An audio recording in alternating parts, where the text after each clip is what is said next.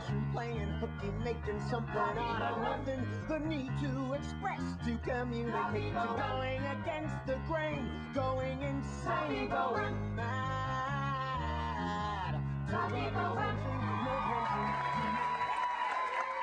It is so good. That was a clip from the big screen version of the musical Rent. And right now, let's meet the cast who turned a classic show into movie magic. Please welcome Adam Pascal, Rosario Dawson, Jesse L. Martin, Wilson Jermaine Heredia, Anthony Rapp, Tay Diggs, Adina Menzel, and Tracy Tom.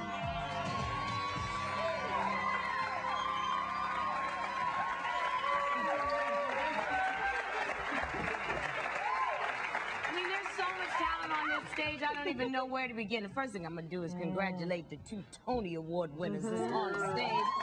Wilson and Adina. Okay, just had to give a little shout out on the Tony Award winners. Okay, so I'm going to start with you, Jesse. You started your career in the original musical version of Rent as Tom Collins. Yes. I mean, and when you hear people talk about you and Tom Collins, they're like, they're intertwined. We can't think of Tom without thinking of you. That's good to hear.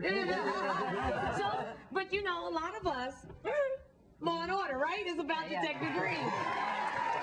So, did you ever think they'd come back to you for the film version of Tom Collins? No. I mean, there was a little rumbling about it, you know, maybe, what, 5 years ago? And, you know, we were all like, maybe, it's only 5 years, you know, maybe. And, I might still look cute. I might still look good. I'm still good. I can sing. That went away. And we were just like, forget it. We ain't gonna never do that movie. I might as well just work on something else. And, you know, Law and Order was there, so I was good. But then here comes Chris Columbus. And he's like, you know what? I want as many of you as I can get. And thank God that included me and the rest of these kids right here. And I just feel like the luckiest person in the whole wide world. I can't even tell you. Hey, you're so good. You really Stop. Thank you. I wonder what they think of you, though, Detective Green beating up on the criminals, and the next thing you know, singing and dancing, throwing his leg up in the air and stuff. Next season, Law and Order, I'm gonna start busting moves. Start singing right instead of reading right. He never smiles on Law and Order. Exactly. You're right. You know, Rosario, 6 of the people up here were in the original, but not you and Tracy. So was it scary for you to take on this role of Mimi and suddenly join this cast? It was scary, probably only because of what Tracy and I put ourselves through when we got there, just being so excited and overwhelmed with just how amazing everyone was around us, and being able to go and, you know, look at the original cast album. She'd actually seen them in Broadway twice originally, and just listening to them all the time. Well, you'd auditioned a million times, right, Tracy, for the play? Yeah. But you got it,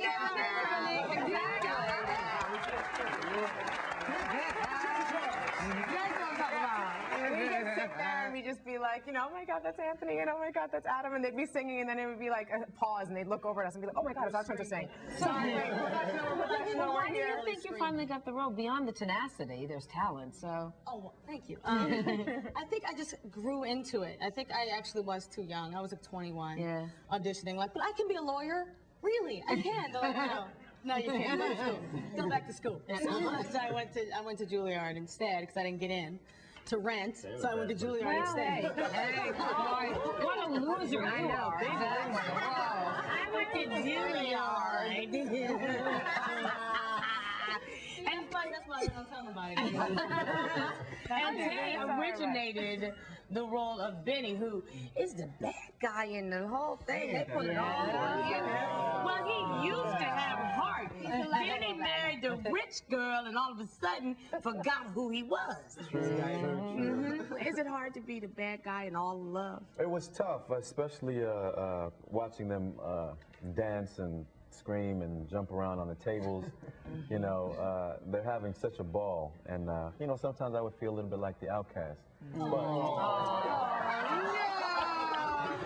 it was good for the role. It was good for the role because my character actually is the outcast. But in the end, he comes back around, and we're all family. Your character's an outcast? The outcast. But he makes us laugh the most I was going to say, when we were on Broadway, we'd be doing La Vie Boheme. Tay be standing off to the side, doing what you do. Making everybody feel good. But see, then you got to go home with Maureen on the regular because you met Adina during the original musical of Rent. Yes. You guys got married.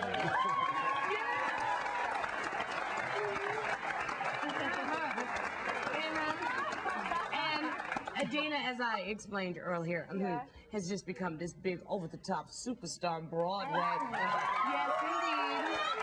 Tony for Wicked. So did you know when you were Maureen that you were going to be her? You were going to be the one on Broadway for the rest of your life? No, I had no idea. I actually, I was a wedding singer. Weddings and bar mitzvahs all over Long Island, New York, New Jersey. And in January and February, there aren't many weddings. So it was a time when this audition came up, and I thought, oh, good, because I'm not going to be making any money. And I went in, and it happened. And my last wedding was New Year's Eve at the Four Seasons in Boston during rehearsal in December of '95 with these guys. And then thankfully, I didn't have to go back and sing I'm So Excited anymore. Can you imagine there's a couple somewhere sitting around going, Adina, girl, Adina was out singing my way. Exactly. I'm going to find those videotapes. Nobody will look at me. Adam, you originated the role of Roger. You got a Tony nomination for that and went on to perform in Aida, another big Tony hit. Yes, indeed. But you really credit Adina with getting you where you are right now. Absolutely. In Thank you, what way? Adina. Well, Adina and I grew up together in Woodbury, Long Island. And she had been cast in the show, and so that's how I found out about it, through her boyfriend at the time, who was a friend of mine. But you didn't Yeah, she was with men before. But could they sing? See, there you go. But is it true that you were a fitness trainer and you weren't ready to give up that job even once you were in the show?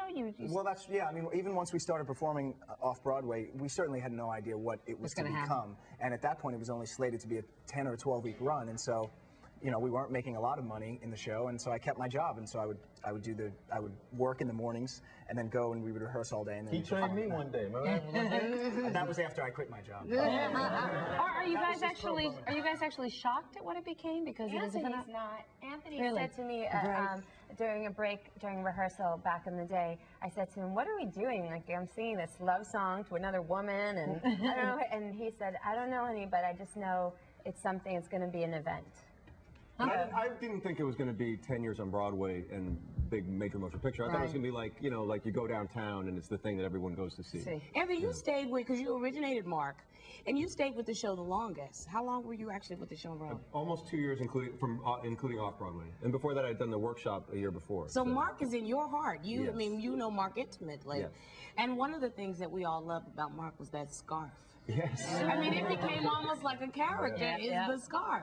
Whatever happened to the original? I have that. I took that scarf with me when I left the show. I have it in my closet. It's there. It'll be mine forever. And then in the movie, it's almost the same scarf, but instead of white and blue, it's gray and blue, because the white was just a little too bright for the camera. But It gets your nice tan skin.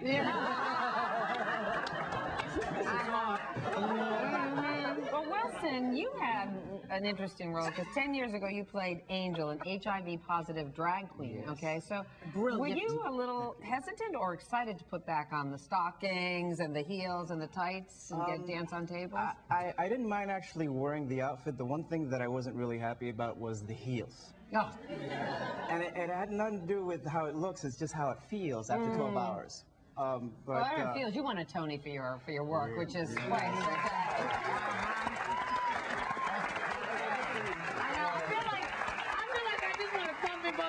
because this is some of the most brilliant work as I've ever seen on stage. I loved it the first time I saw it. And then, but Wilson, I don't know what you did, but you captured some magic in a bottle. You were amazing, and you deserve that Tony then. Boy, y'all all deserve some awards on this one, baby. Don't you guys go anywhere, and we'll be right back with more from the cast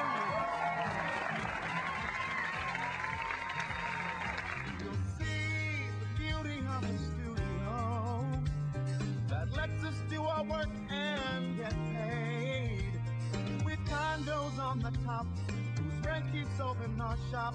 To stop the protest, and you'll have it made.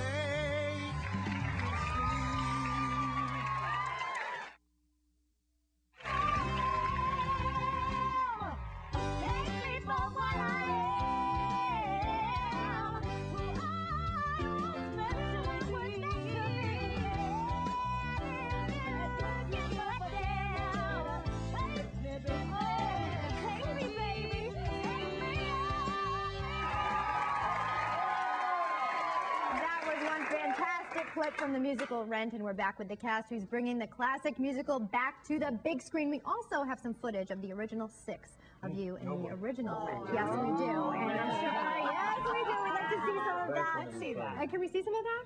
Do we have it? It was there. There it is. Oh, yeah. I'm sure. And I'm sure this brings back. Look at you guys all reminiscing. I'm sure it brings back a lot of good memories and maybe some sad ones too. I know that it's a lot of work. Yeah, every night. Jonathan Larson, the creator, unbelievable creator of Rent, passed away on the eve of what your premiere, preview performance. And I can't imagine what that was like for you guys. Jesse, how did you guys even start to cope? Because the show went on. Yes. And you went on. I was there for opening night. Were you really? Yes, you were fantastic, all of you. So how did it feel that whole time? That must have been rough. Well, I mean, how do you even begin? We have been working really, really hard, and Jonathan had been running around like crazy, like rewriting things. I mean, I think he came up with that beautiful song that you just saw the clip of, like at the last minute, am I wrong? And like very quickly, and we were all shocked. First of all, that Dean and them went in there and tore it up.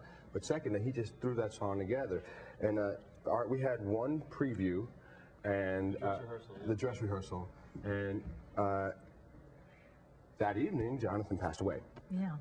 And we got a call from Jim Nicola, the artistic director of New York Theater Workshop, the next morning, and he told us what had happened.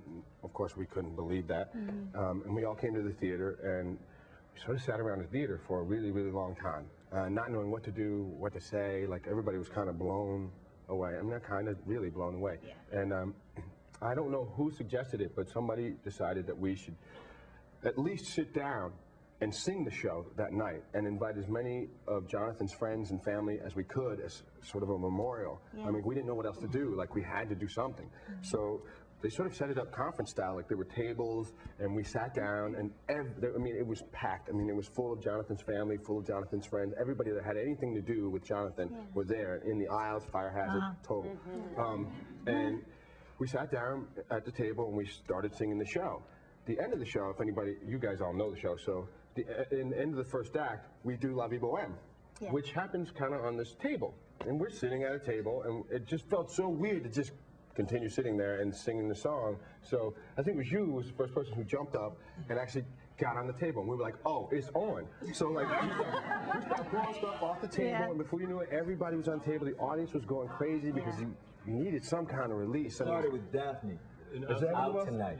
Oh, really? Out Tonight. She actually got on the table. She got on the table and started doing thing, to me, like, the show has so much joy and life in it, and it has some incredible sadness in it. And that night, the night that Jonathan died, and all those people who were there were, you know, obviously in incredible shock. And yet, La Vie Bohème played as joyfully as it ever had before. And all the jokes, everyone laughed at all the jokes. It was like both. It was just proof that the show just cut through everything to people's hearts. It did. What a tribute, really. So you were supposed to be the comedian of the group, right? Yes.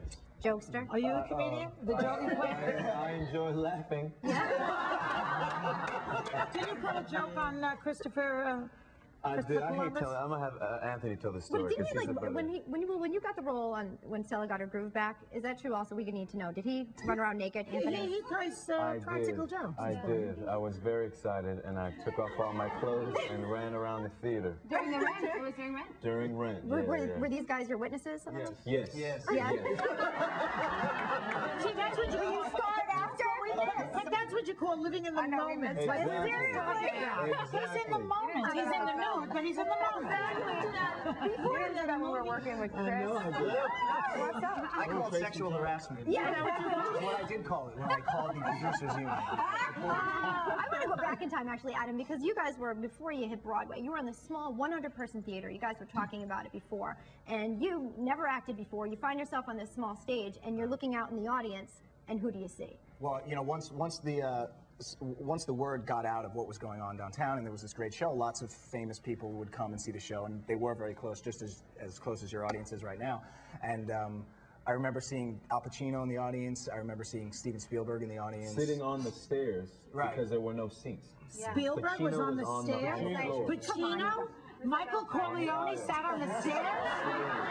You guys sure weren't a good host then, I'm sure. Come on now. Rosario, by the way, last night I'm watching the screening and I could not get over your stripper scenes. You nailed that role, so much so that it was so super sexy that we can't even show the clips here on daytime. And I know you looked comfortable then, and it certainly seemed like you were comfortable. You had to be a little nervous, just a little bit, because you were, I mean, it was hot, you guys, it was out of control. Were you? I was nervous about going down those stairs. No, it was actually really, really fun. It's amazing thing to be able to go to work and just be singing and dancing. And, you know, I really took advantage of it. I played really hard. We did that scene in one day. I ended up getting a bruise about this big on the side of my thigh that had fishnet markings in it. Because I was hitting the pole so hard when I would jump off the stage and go around the pole. So in that, I bruised myself this big. I mean, it was crazy. I had all types of bruises all over myself later, but it was just because I was so excited and I got into it. It was really great. Stripper injuries, we'll call them. I felt like bona fide at times, totally. You know, it was pretty great. We have a ton of redheads, your biggest fans in the audience here. And I know that they have some very important questions that they want to ask you guys. Star, who do we have? These two girls right here, baby, they love Rent. Tell them all about it. Hi, I'm Kaylee, and this is my best friend, Jessica. We are the biggest Rent fans here, no matter what anybody else says. Actually, we were Maureen and Joanne for Halloween. So, yeah. What's your question, baby? Really good friends. We were just wondering, because it's one of our dreams to be actresses someday, and it's one of our dreams to be in Rent. We had a question for Idina, and we were just wondering, what song would you recommend singing for an audition? Oh, that's a good question. Honestly, I really feel that you should just sing something you love and that you feel makes you unique, and you should go in there and have a really good time, because you never know what's going to happen. And I mean, I sang Let's Give Him Something to Talk About, Bonnie Raitt, for my first audition, and then I sang When a Man Loves a Woman She for my never second follows audition. the rules, ever. No? Why was that against the rules?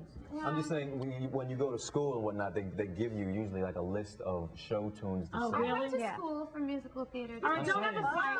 Don't have a fight. It's okay. You know, Meredith, would you have another question? Yeah, sure do. This is Emily. Emily, what's your question? Hi, this question's for Tay and Dina, and I was wondering, Tay, how did it feel to see your wife kissing another woman? And Dina, how was it like kissing another woman with your husband watching? Good question.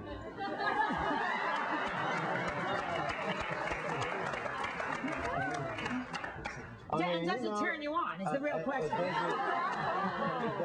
It doesn't suck.